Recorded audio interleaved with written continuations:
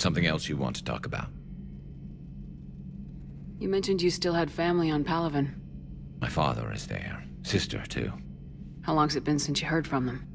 Long enough to be worried. I'm sure they're okay. That's the thing about getting old, Shepard. The platitudes get just as old. What about you? Any word from your family? My mother's in the Alliance. Haven't heard from her since Earth got hit. I'm sure she's okay. I know you don't have any illusions about what we're up against, Garrus. How do you rate our chances? I know it looks bad now, but I think we can win this, Shepard. For the first time since we met, we're not alone in the fight.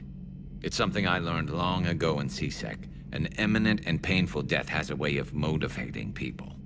Instead of questioning your every word, whole civilizations are going to be begging you to save them. After what's happened to Palaven, you still believe that?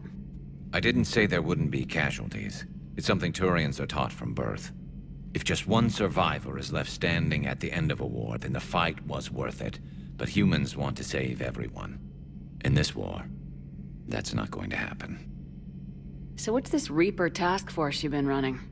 After what happened to you out there in Batarian space, I knew time was running out. For all of us. The Citadel Council was a dead end, so I did something I never thought I'd do. I went to my father.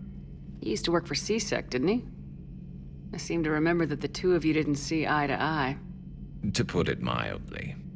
But he still had heavy pull in the Turian government. The Primarch, well, the old one, was a friend of his. So I went to my father and laid out everything we knew about the Reapers, from Saren all the way to the Collector base. I'm not sure even I'd believe it. I had to admit that parts of it sounded crazy, meeting Vigil, talking to Sovereign on Vermeer. But my father just listened.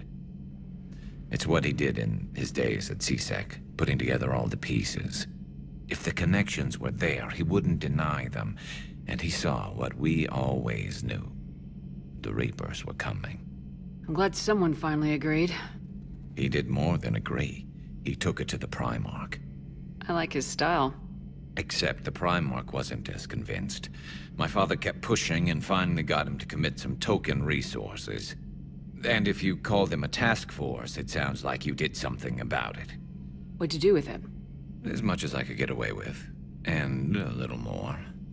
We hardened our lines of communications, expanded emergency stockpiles across the colonies, improved our early warning detection protocols. You think it helped? I'd like to think it bought our fleet some extra time. We'll know when this war is over. So you can vouch for this new Primarch? Well, even if I couldn't, you go to war with the army you have. Will he live up to his word? I've never known Victus to lie. Play fast and loose with strategy, maybe, but betray an ally. Not his style. And if he did try, well, we'll just find another Primarch. I noticed generals saluting you, Garrus.